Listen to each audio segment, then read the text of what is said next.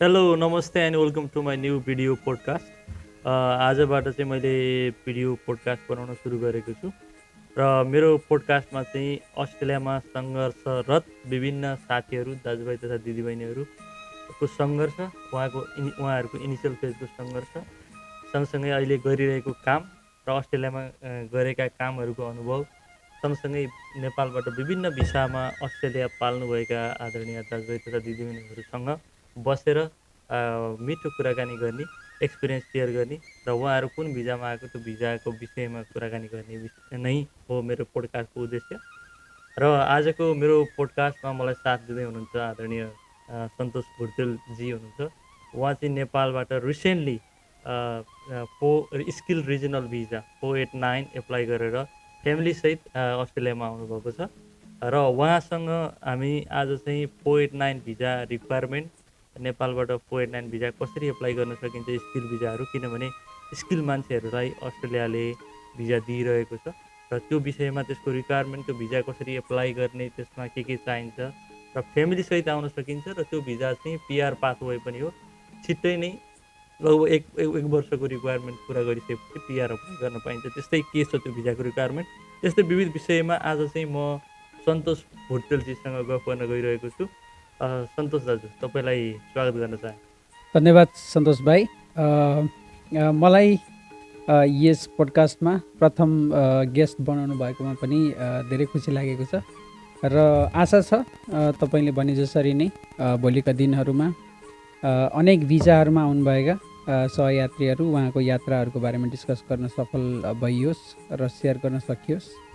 र मेरो विषयमा त आज डिस्कस गरिने नै छ र भविष्यमा पनि अरू भिजाहरूको बारेमा र अघि सन्तोष भाइले भने जस्तै अनेक समस्याहरू, अनेक आइलाग्ने जुन हाम्रो प्रब्लमहरू छ त्यो चिजहरूलाई चाहिँ कसरी सल्भ गर्ने अथवा त्यो पाथलाई चाहिँ कसरी क्लियर बनाउने र इन्फर्मेसन कसरी चाहिँ छिटो छरितो रूपमा चाहिँ धेरै माझ पुर्याउने भन्ने चाहिँ हाम्रो मेन प्रायोजन हो र त्यसै विषयमा नै हामी भविष्यमा पनि डिस्कस गर्नेछौँ। किनभने अस्ट्रेलियामा यहाँ विभिन्न किसिमको सङ्घर्ष गरिरहनु भएको छ नेपाली दाजुभाइ तथा दिदीबहिनीहरूले।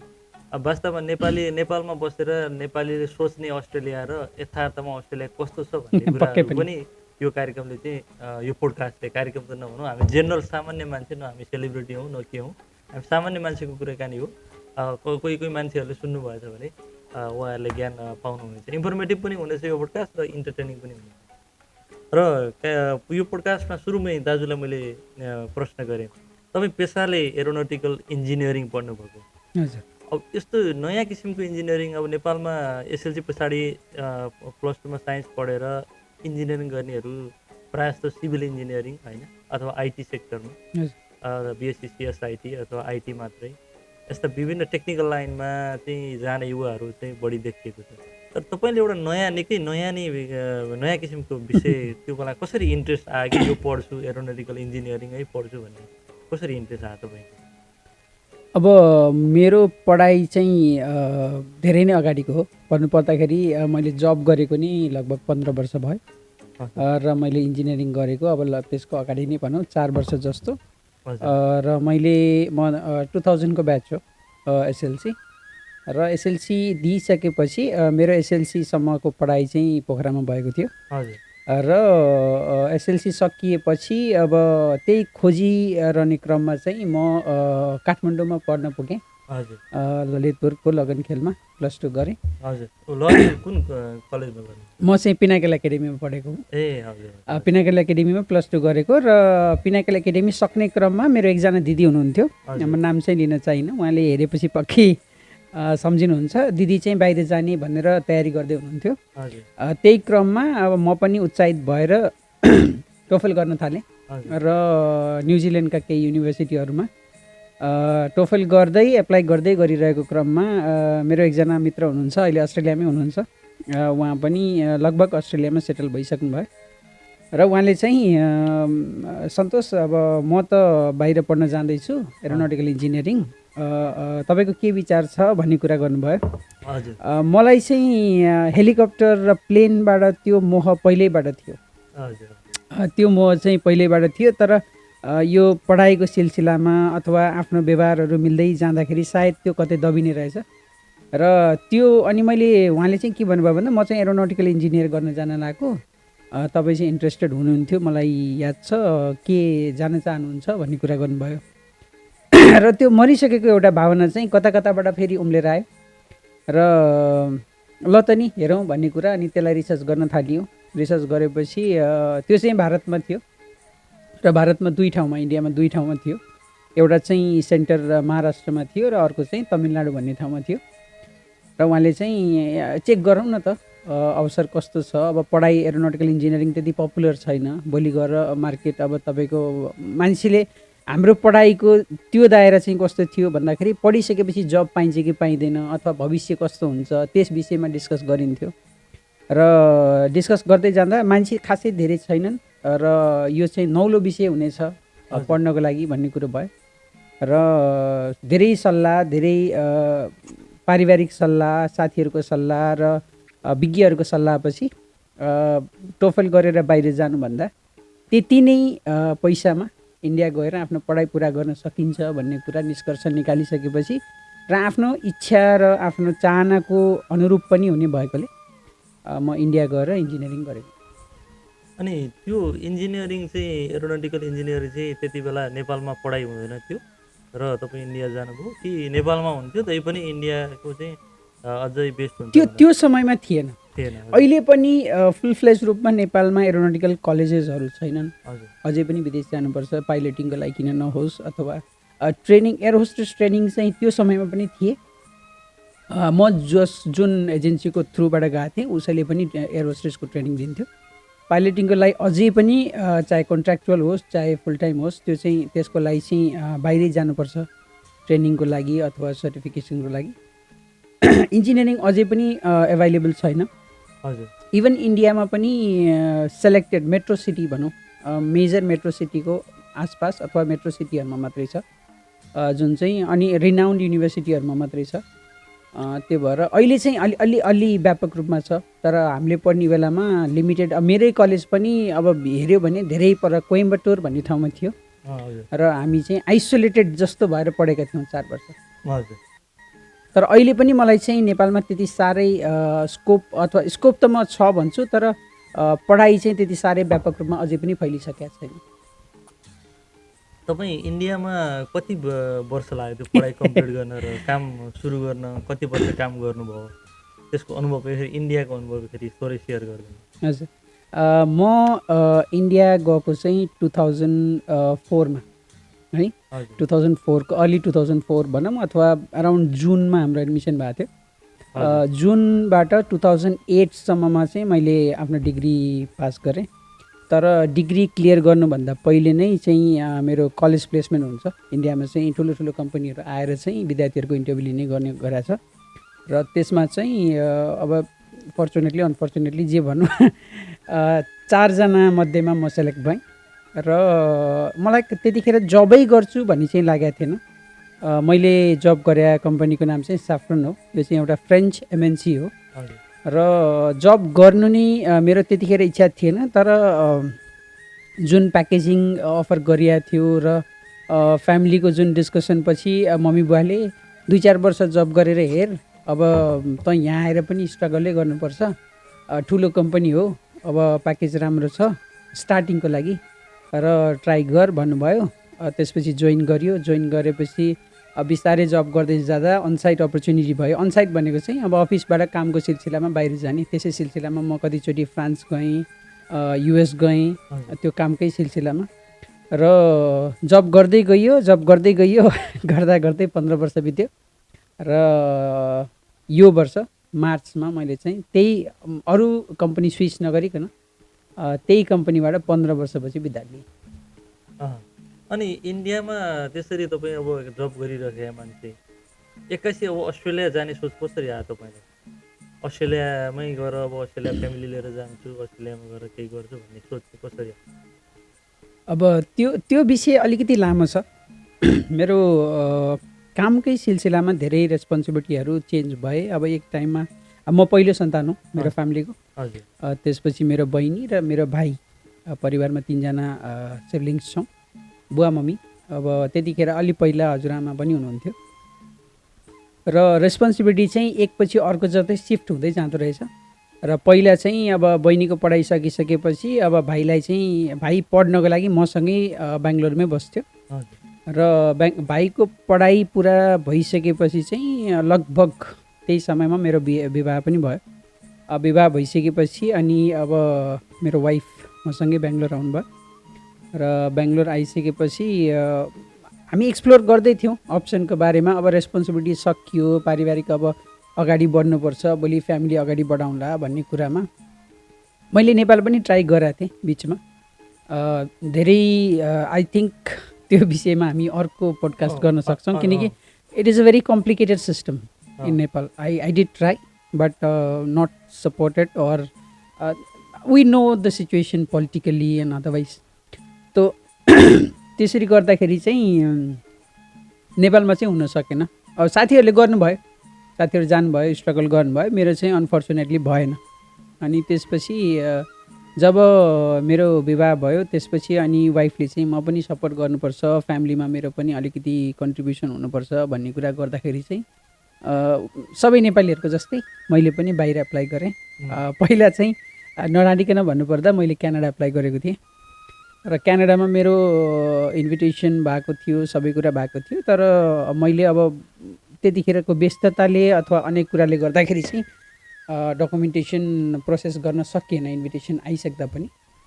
र अनि त्यसपछि छोडियो, 1-1.5 वर्ष केही पनि गरिएन। I continued with the job and then me and wife we sat down. अनि ल ठिकै छ नि त, परिवारलाई अगाडि बढाउँ भन्ने कुरो भयो र मेरो सन भयो त्यतिखेर नै। त्यसपछि फेरि जब सन भयो अनि we thought that okay maybe we need to look back and process. र एजको हिसाबले र मेरो रिक्वायरमेन्टको हिसाबले यताउति डिस्कस गर्दाखेरि चाहिँ ठिकै छ अस्ट्रेलिया एकचोटि ट्राई गरौँ न त भन्ने कुरा भयो। र अस्ट्रेलिया पहिला चाहिँ डकुमेन्टेसन सबै ठिक थियो, अब 190 को लागि ट्राई गर्ने भन्ने कुरो थियो। केही समय कुरियो साथीहरूको सुझावमा पनि, पछि चाहिँ अब 190 टाइम लाग्ला जस्तो भयो र पछि चाहिँ अब यही 489 प्रोभिजनल भन्छ अथवा स्किल्ड रिजनल भन्छ, यसलाई एप्लाई गरौँ भन्ने कुरा भयो। अनि एप्लाई गरेको 2 विक्समा चाहिँ इन्भिटेसन आयो र अलिकति कोभिडले गर्दाखेरि म यहाँ आउन ढिलो भयो। तर त्यसपछि अनि म अस्ट्रेलिया आएको। अनि अस्ट्रेलिया लगभग तपाईँ अस्ट्रेलिया आउनुभएको लगभग 11 तारिकमा आइपुग्नु भएको, आज 10 तारिक भने चाहिँ 1 महिना बितेछ। हजुर। अस्ट्रेलियाको 1 महिनाको बस्दै कस्तो अनुभूति गर्नुभयो? अस्ट्रेलिया कस्तो लाग्यो तपाईँको नजरमा? अस्ट्रेलिया इन्डिया पनि जानुभयो, युरोप जानुभयो, युएस पनि जानुभयो भन्नुभयो होइन?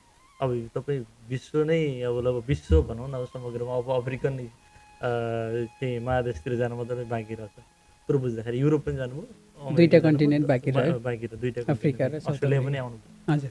अब त्यो हुँदाखेरि तपाईँलाई अस्ट्रेलिया चाहिँ कस्तो लाग्यो? अब 1 महिना बसाइ हुँदैछ, अस्ट्रेलियाको विकास अथवा हुन त यो रिजनल एरिया हो, अस्ट्रेलियाको विकास हुन बाँकी एरिया हो। अब सिडनी मेलबर्न त अलिक विकसितै छ, ब्रिस्बेन अलिक विकसितै छ होइन, पर्थ सिटी एरिया अलिक विकसितै छ।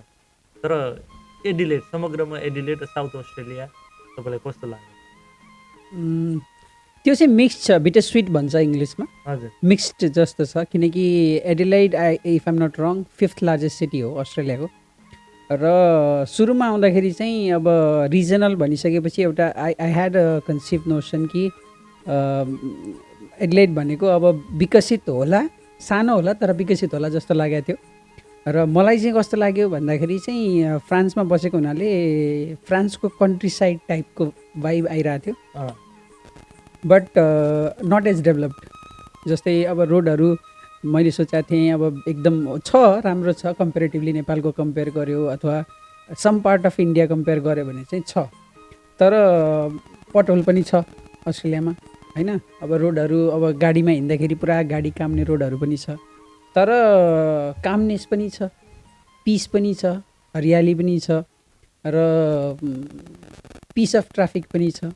त्यो बिटर स्विट अहिले मैले भने जस्तै पोजिटिभ पनि छ। अनि अर्को कुरा चाहिँ अब सायद म मेन्टली प्रिपेयर्ड पनि थिएँ र खासै त्यति साह्रै म चाहिँ यस्तो हुन्छ है भन्ने मेन्टालिटीमा चाहिँ त्यही मिट गरेको छ कि जस्तो चाहिँ लाग्छ। सायद अहिले भने जस्तै अब तपाईँले भने जस्तै सिडनी, पर्थ अथवा मेलबर्न अथवा गोल्ड कोस्टतिर गयो भने चाहिँ सायद चेन्ज हुनसक्छ त्यो perception. It's like I would say really develop part of Europe या really develop part of US.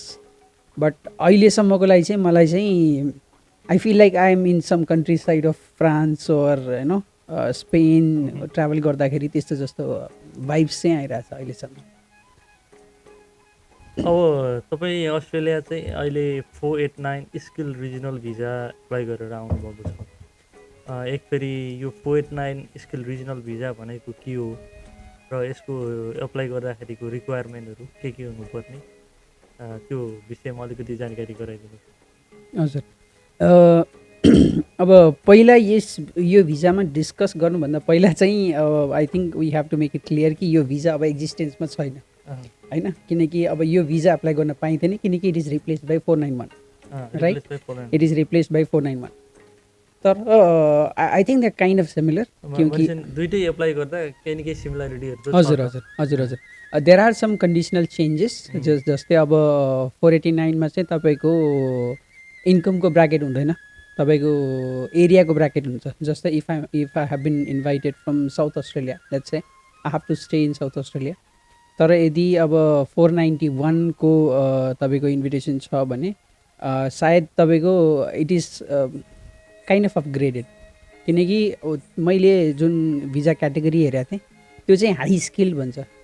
अब 489 चाहिँ स्किल्ड भन्छ, तर 491 एन्ड 190 हाई स्किल्ड भनेर चाहिँ राखेको छ क्याटेगराइजेसनमा।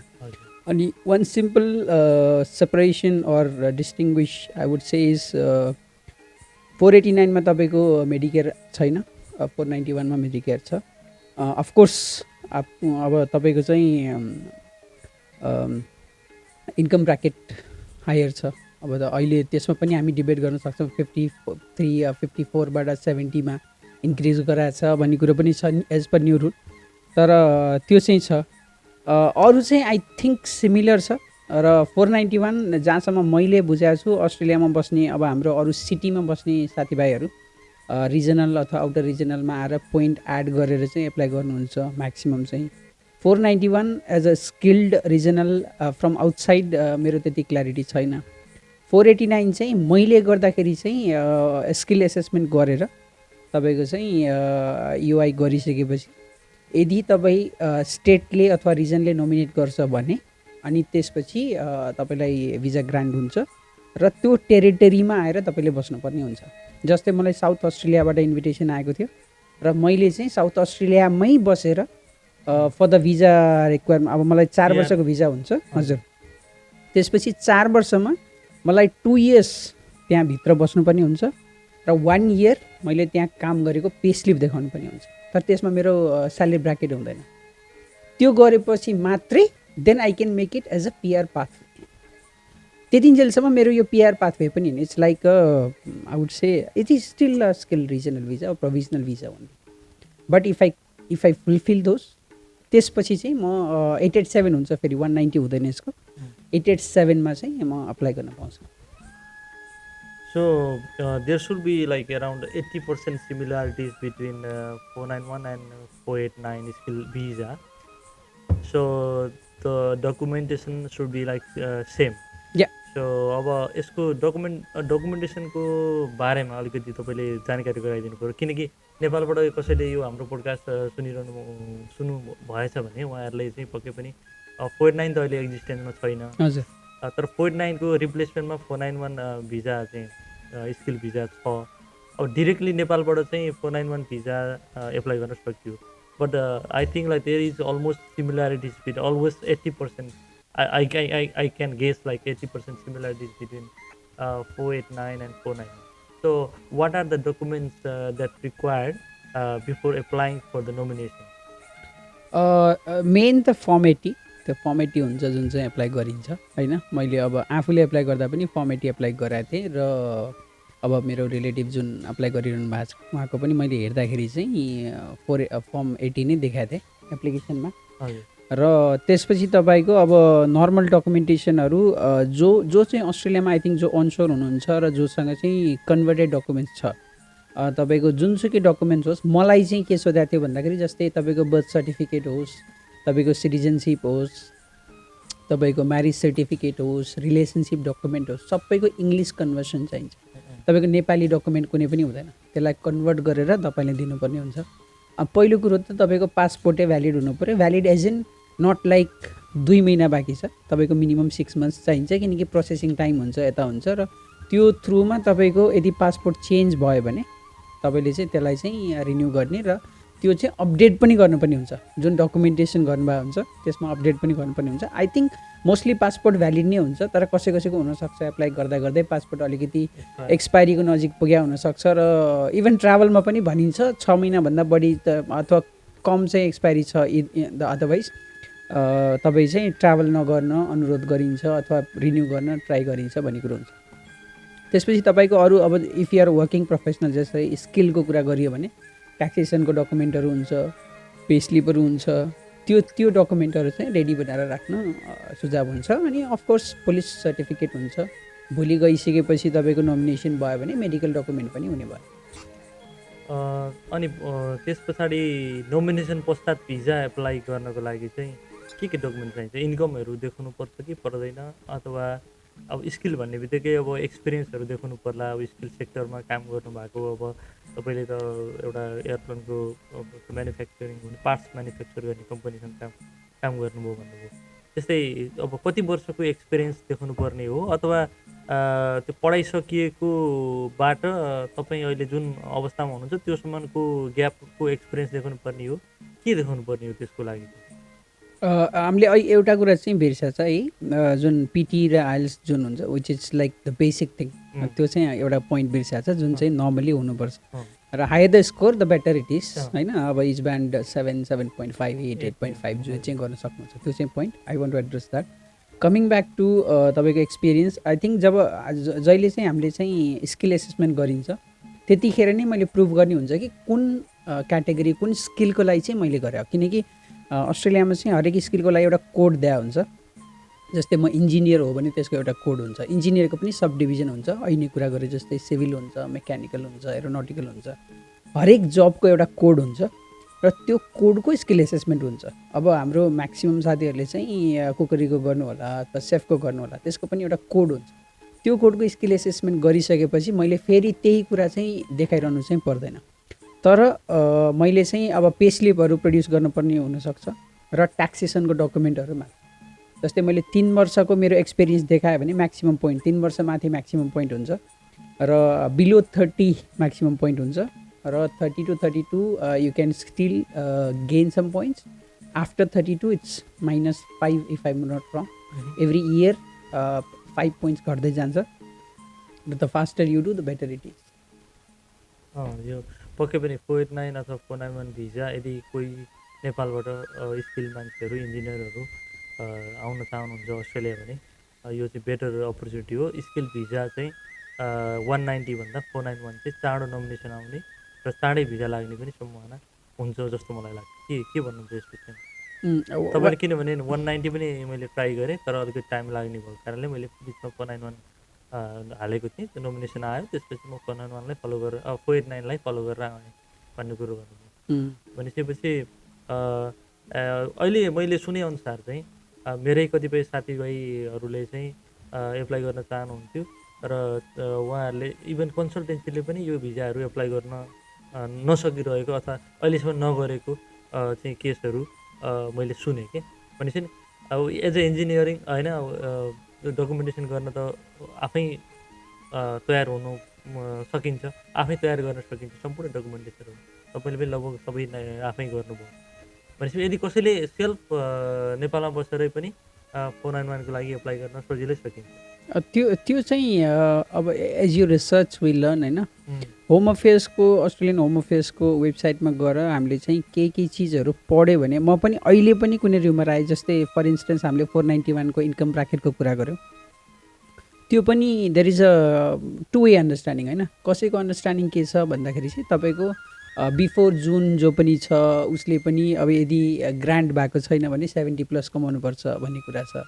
त्यो र्युमरहरू चाहिँ मलाई जहाँसम्म लाग्छ it is better to check into home affairs website and understand. र त्यो चाहिँ 190 अघि कुरा गरे जस्तै 190 एउटा मेन टार्गेट भनेको 190 is a global visa. I mean as an across the nation you can go anywhere, you can work anywhere होइन।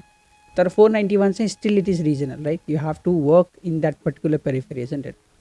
त त्यो हिसाबले चाहिँ मलाई जहाँसम्म लाग्छ सायद on a lower score you can get the grant easier. 190 को टार्गेट मेरो अन्डरस्ट्यान्डिङ हिसाबले 189 190 जुन एप्लाई गरेर हुन्छ त्यसको टार्गेट चाहिँ ग्रान्टको लागि चाहिँ हायर हुन्छ। मैले एप्लाई गर्ने बेलामा नै त्यो केस थियो। जस्तै स्किल्डमा चाहिँ अनि त अर्को रिजनलमा एप्लाई गऱ्यो भने you get extra points from the nomination from the region right. त्यो 190 मा त्यो गाह्रो हुन्छ, you have to score high before you get the nomination itself. त्यो सपोर्ट सिस्टम रिजनलले चाहिँ त्यो सपोर्ट सिस्टम दिन्छ तपाईँलाई अलिकति पोइन्ट बढाउनलाई। Of course you have to go to the region, you have to stay in the region. त्यो तपाईँलाई चाहिँ जुन लिबर्टी हुन्छ म सिडनी जान्छु अथवा मेलबर्न जान्छु अथवा म चाहिँ होइन कुनै मेट्रो सिटीमा गएर चाहिँ काम गर्छु and I want to be close to my friends and family for few years, त्यो पोसिबल छैन। नत्र अरू हिसाबले चाहिँ if you are okay to stay and come to Australia and start a career 491 is also a good option. अर्को मलाई सोध्न मन लागेको कुरा चाहिँ नेपालबाट किन स्किल मान्छेहरू चाहिँ बाहिरिन चाहन्छ? साँच्चै नै नेपाल चाहिँ धेरै पछाडि परेको, अब राजनीतिक अवस्था, पोलिटिकल इन्स्टेबिलिटीदेखि लिएर विभिन्न किसिमका समस्याहरू नेपालमा देखिन्छ। अब यसरी हामी युवाहरू नै इभन तपाईँ आउनुभयो, म आएँ अथवा कोही आउँदै हुनुहुन्छ, किन नेपालबाट मान्छेहरू पलायन हुँदैछन्? यो नेपालमा धेरै समस्या हो, के भन्नुहुन्छ तपाईँ यो विषयमा? It's a very complicated question होइन। त्यो चाहिँ कस्तो हुन्छ मेरो हिसाबले भन्दाखेरि I it's not about money, किनकि I know people who are earning really good going like living the country, like earning really good. It's not like you know they are not earning or something, they are earning pretty good and they are going to other countries। र मेरो हिसाबले चाहिँ एउटा त of course education system or education level, literacy level is not that good. त्यो भएर skilled main power छैन, चाहे ट्रेनिङको कुरा गरौँ अथवा एजुकेसन, त्यो so majority of the education suffers from that. Even मेरो रिलेटिभ्सहरू कति हुनुहुन्छ जुन चाहिँ इभन आई वुड से +2 लेभलको एजुकेसन पनि कम्प्लिट गर्नुभएको छैन। र त्यसको लागि विकल्प के? नेपालमा तपाईँको स्किल नै मेन पावर चाहियो भने पनि त्यो एभाइलेबल छैन। So what they do is they get a job outside which fits or which gives them income much better than what or payment what they get in the country. First, second, people who are earning, I wouldn't say everybody because I know few people who are doing really good in the country and they have decided they will never leave the country.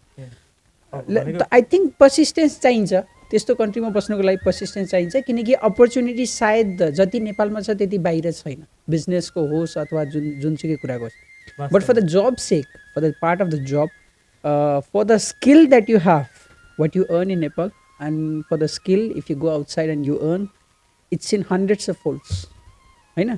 अनि अब simple कुरा हुन्छ, जस्तै कोही मान्छे I'll go I'll study I'll work for few years and I'll come back भनेर Australia जाओस्, Canada जाओस्, युके जाओस्, अनि जब आउँछ अलिअलि अर्न गर्छ अनि इभन भ्याकेसनको लागि जब घर जान्छ सायद उसलाई त्यहाँ बस्न मन लाग्दैन, त्यो सिस्टम देखेर मन लाग्दैन। अनि अर्को कुरो चाहिँ हाम्रो देशबाट युवाहरू एसएलसी पश्चात +2 पश्चात विदेश जाने, अस्ट्रेलिया अथवा अन्य देशहरू जाने यो चलन आजभोलि अलिक बढ्दो छ। अब यसले देशलाई फाइदा गर्ला अथवा घाटा गर्ला, अथवा उनीहरू त्यो युवाहरूको भविष्य उज्जवल होला त? +2 पछाडि जानु राम्रो कि मास्टर पछाडि अस्ट्रेलिया आउनलाई अब डिपेन्डेन्ट सहित आउन पाइन्छ, अथवा पिएचडी मास्टर सकेर पिएचडी गर्न चाहिँ विथ फ्यामिली आउन सकिन्छ? अब कुन कुराहरूले चाहिँ राम्रो होला, विदेशी जानु पर्छ? तपाईँलाई के लाग्छ यो विषयमा थोरै? विदेशै जानु परेमा भन्ने क्वेसन चाहिँ अब त्यो एउटा I think that illustrates the condition of the country also. तर देशलाई फाइदा हुने नहुने र युवाहरूलाई फाइदा हुने नहुने कुरामा चाहिँ I think it's a debatable topic. देशलाई फाइदा हुने नहुने because brain drain is not good for any country in the world होइन. एज फार एज युथको कुरा छ, आई थिङ्क यदि कसैलाई चाहिँ young they have to earn early, maybe after +2 is a good idea. तर यदि मलाई स्टेबल लाइफ चाहिन्छ, I want to have a more, म अस्ट्रेलिया गएर पनि I want to have a stability in life, I want to have a mature life, I want to have, म एकदम रस गरेर सबै कुरा गर्दिनँ, मेरो लाइफ स्प्यान राम्रो होस्, मेरो लाइफ राम्रोसँग चलोस् भन्यो भने चाहिँ I think education is a must before you decide into something. अब म त्यो चाहिँ फेरि मैले इन्जिनियरिङ गरेर जब एक्सपिरियन्स लिएर आएको भएर भनेको होइन कि. I know there's a trend बाहिर जाने, +2 गरेपछि बाहिर जाने, अर इभन एसएलसी पछि बाहिर जाने ट्रेन्ड चाहिँ छ कन्ट्रीमा. अब म त्यसलाई I wouldn't say it's, I wouldn't be completely against it also. तर अलिकति एजुकेसन लिएर आयो भने सायद त्यो मेन्टालिटीमा, त्यो थिङ्किङ प्रोसेसमा चाहिँ अलिकति एफेक्ट चाहिँ गर्छ होला.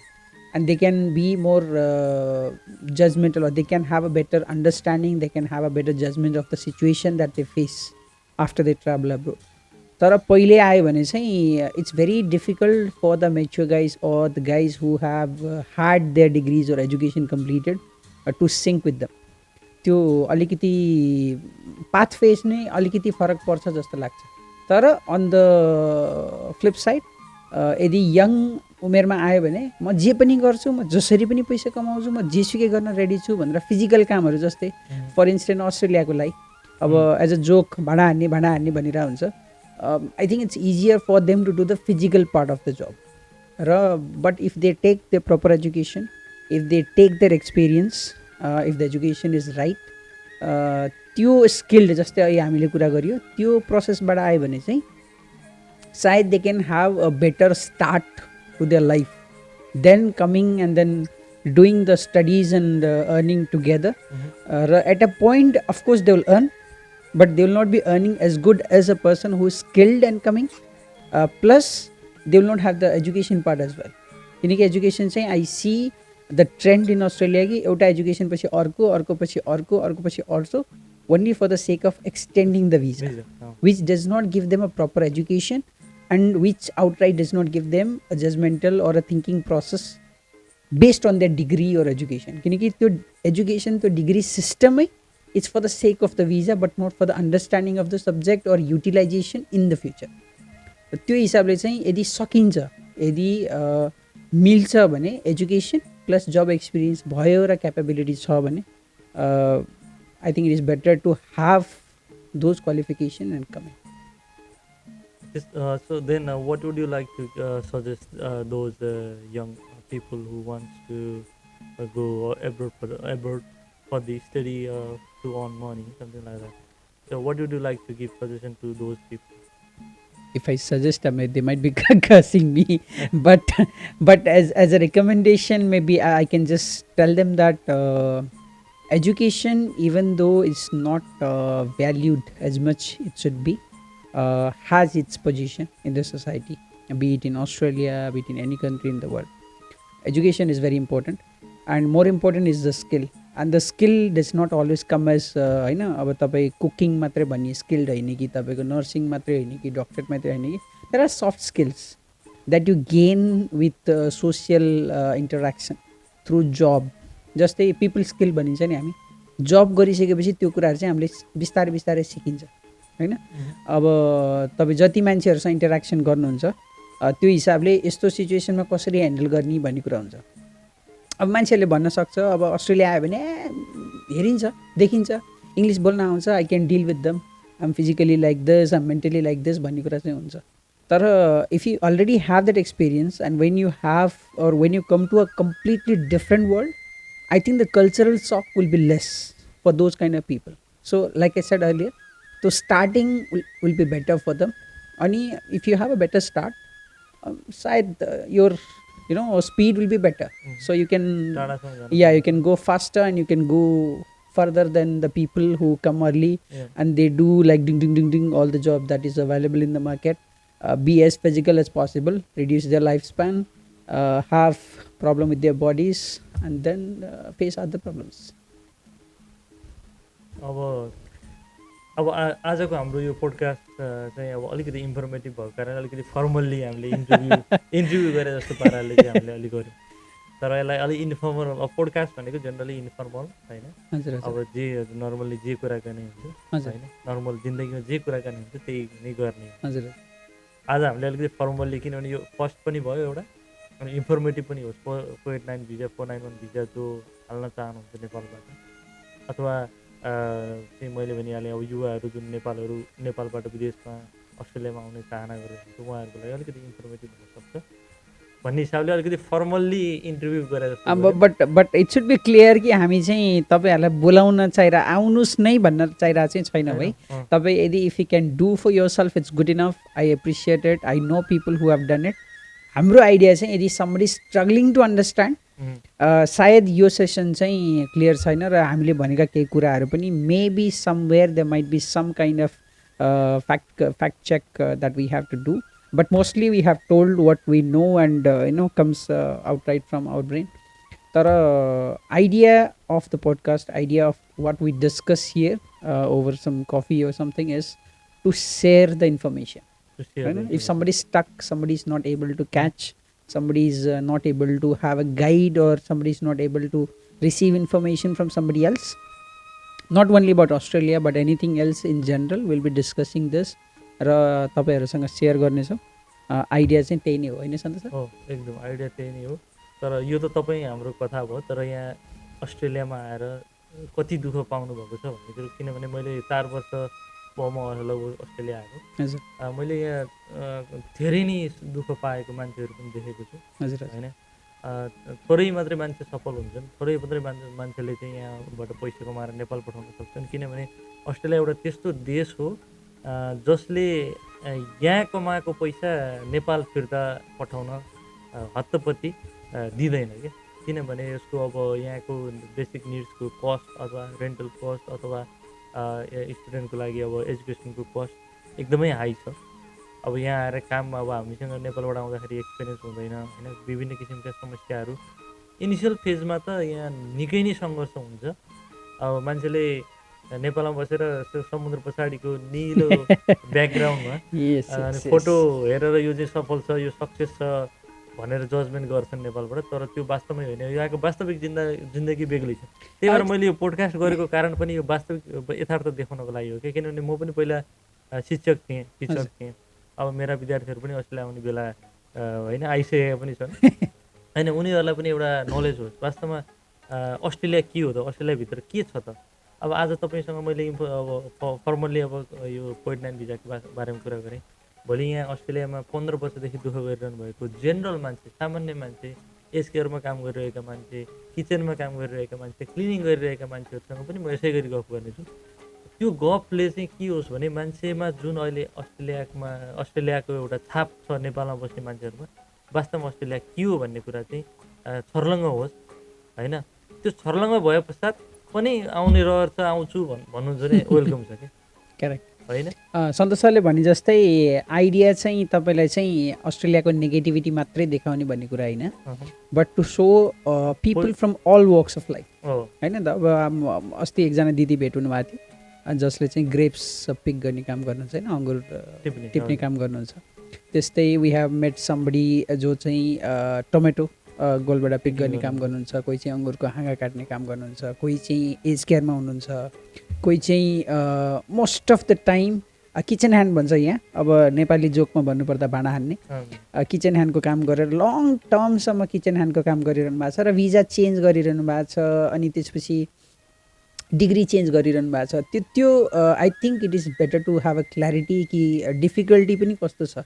अफकोर्स फोटो, इन्स्टाग्राम, तपाईँको फेसबुकको profile, I think bright side त सबैले देखाएको छ, but the other side of Australia and both the sides, to be very frank, हामी ब्राइट साइड पनि अवश्य नै देखाउनेछौँ। त्यसमा केही यो आजको ब्राइट साइडै भनिँदै तपाईँ, किनभने एउटा स्किल भिजामा आउनु भएको छ, फ्यामिली सहित एकै फेरि आउनु भएको छ, त्यसपछि आएर पनि तपाईँले काम लगभग सुरु गर्न लागिसक्नुभयो। यो एउटा ब्राइट साइड हो स्किल मान्छेको लागि। यो ब्राइट, यो हामी अहिले एकदम ब्राइट साइडको कुरा गर्दैछौँ, तर 100मा 10 जना मान्छे मात्रै यस्तो सफल अथवा यस्तो सक्सेस भइरहेको हुनसक्छ। तर सङ्घर्ष गर्दै जाँदा भोलि अब इकोनोमिकल्ली मान्छे अलिकति पैसा कमाउने स्ट्रङ हुन सक्ला, तर विविध दुःखहरू छन्। तर गरे नहुने केही पनि छैन होइन। सङ्घर्ष गर्दा गर्दै गर्दा गर्दै नै बेस बनियो। तर बेस पनि बनाउँछ। अस्ट्रेलियाको पे रेट राम्रो छ यदि काम पाएको केसमा होइन, कम्पेरेटिभली हजुर हजुर अरू अरू अरू देशको कन्ट्रीको यस भन्दा यस होइन। अब एसडिआईको कुरा गर्ने भने वर्ल्ड 5th 6thतिर अस्ट्रेलियाको चाहिँ एसडिआई छ। अनि त्यसपछि पर क्यापिटा इन्कमहरू देश, अब यो देश इकोनोमिकल्ली धेरै स्ट्रङ कन्ट्री हो। तर अब ठुलो देश तर थोरै मान्छे भएको कारणले यो देशलाई अझै विकास गर्न धेरै मान्छे चाहिने भएको कारणले विभिन्न देशबाट मान्छेहरू बोलाउने र यहाँ काम गराउने, उनीहरूको लाइफस्टाइल पनि चेन्ज गराइदिने अस्ट्रेलियाको प्लानै हो। अब होइन यदि भन्दै अब सबै दुःखको कुरा पनि हामी गर्दैनौँ, सुखको पनि कुरो गर्छौँ। सँगसँगै कहिलेकाहीँ हामी इन्टरटेनमेन्ट पनि गर्नेछौँ। हाम्रो बाल्यकालकै विषयमा नेपालमा भएका मिठा पलहरू, बिताइएका मिठा पलहरू, सानो सानो बाल्यकालका घटनाहरू अथवा गीत सङ्गीतका बारेमा होइन, यस्ता विभिन्न किसिमका पोडकास्ट हामी गरिरहनेछौँ। अगाडि गइसकेपछि हामी सायद कलरहरू पनि लिन्छौँ। उहाँहरूको अब सायद somebody from Melbourne, or Melbourne is very pretty close. I would say it's like 8 hours from here. But if we talk about Sydney or Brisbane or Perth or Darwin for that matter, उहाँबाट कोही जोडिन चाहनुहुन्छ भने हामी कलको थ्रुबाट पनि connect गराउनेछौँ र they can share through even audio if they are not available for the video. त्यो चाहिँ लङ टर्म आइडिया हो, तर होपफुली पोडकास्ट चाहिँ यहाँहरूलाई राम्रो लाग्नेछ र केही त्रुटिहरू भएमा पहिलो कमेन्ट गरेर क्षमा चाहन्छु, तर पनि अझै प्रयास गर्नेछौँ। अब यो सिरिजको रूपमा हामीले अब आज अलिकति इन्फर्मेटिभ कुरा गऱ्यौँ। अब अर्को पालि हामी अरू टपिकमा विभिन्न टपिकमा हामी गफ गर्दै जानेछौँ सिरिजको रूपमा। विकिली एउटा भनौँ, अब अरू नसके पनि बनाउने प्रयास गर्नेछौँ। र आजको पोडकास्टलाई चाहिँ लगभग अब आजलाई अन्त्य गर्नुपर्ने अवस्था पनि भइसक्यो, किनभने लगभग 40 मिनट्स जति भइसकेको छ। र एकदमै पहिलो पोडकास्ट, पहिलो अब फर्मल्ली इन्टरभ्यू दिए जस्तै भयो। तपाईँलाई कस्तो अनुभव भयो दाजु? मलाई रमाइलो भयो। As I said in the first, म पहिलो गेस्ट र आई नो फर स्योर धेरै कुराहरू चाहिँ सायद हामीले अब बोल्दाखेरि अब केही त्रुटिहरू भयो होला अथवा फ्याक्टहरू we would do the fact check during the editing, तर पनि कुनै कुनै कुरा चाहिँ somebody knows better than you all the time. So there will be somebody who has and यदि कुनै टपिक छ र तपाईँहरू कुनै टपिकको बारेमा डिस्कसन या कुनै टपिकको बारेमा इन्फर्मेसन चाहनुहुन्छ भने either we can get it ourselves or we can get somebody, or we will try to get somebody जोसँग त्यसको इन्फर्मेसन छ र उहाँसँग डिस्कस गर्नेछौँ। त्यो as Santosh said earlier long टर्ममा चाहिँ हामी चाहिँ हाम्रो आइडिया नै to bring in people from all walks of life and to share their experiences. अब त्यसमा तितो मिठो गुलियो अमिलो पिरो जस्तो पनि हुनसक्छ। त्यो चाहिँ अब हेर्दै जाउँ अगाडि कसरी बढिन्छ होइन। सो धन्यवाद फेरि। ल तपाईँलाई पनि धेरै धेरै धन्यवाद, साथ दिनुभयो। 40 मिनट समय लगभग बिताइयो, निकै रमाइलो पनि भयो। अब यो पोडकास्टको भ्युज गएमा नगएमा हामीलाई केही फरक पर्दैन। हामीले जुन किसिमको एउटा आनन्द लियौँ नि, यही गफ गर्नलाई हामीले चाहिँ यही गफ गर्नलाई यदि यी सामानहरू थिएनन् भने यतिको गफ निस्किँदैन थियो कि दाजु। अब निस्क्यो, रमाइलो भयो। फेरि पनि जोडिनेछौँ। आजलाई धन्यवाद भन्दै सन्तोष भाइ चाहिँ अन्त्य हुन चाहन्छु। लास्टमा जाँदै तपाईँलाई केही भन्नु छ भने भन्न सक्नुहुन्छ? होइन, that's all. Thank you again र hopefully it can be good for the people जसलाई चाहिँ इन्फर्मेसन चाहिएको छ। It's not only about visa. हामी चाहिँ सिम्पल प्रोसेस, अस्ट्रेलिया आउने बित्तिकै तपाईँलाई सानो सानो कुरामा कति समस्या हुन्छ। कुनै मान्छेसँग एउटा डकुमेन्ट भएन भने त्यो डकुमेन्टको लागि 10वटा हाँगा तान्नुपर्ने हुन्छ, किनकि that document if you make one document can make your 10 steps easier. तर एउटा डकुमेन्ट भएन भने it can increase your steps 100 folds. त्यो चाहिँ मैले रियलाइज गरिरहेको छु र सायद त्यस्तो कुराहरू चाहे आइएचआईको कुरा होस्, चाहे तपाईँको चाहिँ प्रुफ अफ एज कार्डको कुरा होस्, त्यो पोइन्टहरूमा चाहिँ सानो एउटा डिस्कसन मात्रै भयो भने पनि सायद मान्छेहरूलाई सजिलो हुन्छ जस्तो लाग्छ। Not only people who are coming in but the people who are already here also, किनकि हामीले थाहा पाइयो कि मान्छेहरूलाई धेरै कुरा थाहा रहेनछ भने। So hopefully we can share that in the future as well. त्यति भन्दै आजलाई धन्यवाद गर्दै हामी नेक्स्ट भिडियोमा भेट्नेछौँ, नेक्स्ट पोडकास्टमा भेटिनेछौँ। आजको लागि धेरै धेरै धन्यवाद। धन्यवाद सन्तोष सर। फेरि गुड नाइट। Good night.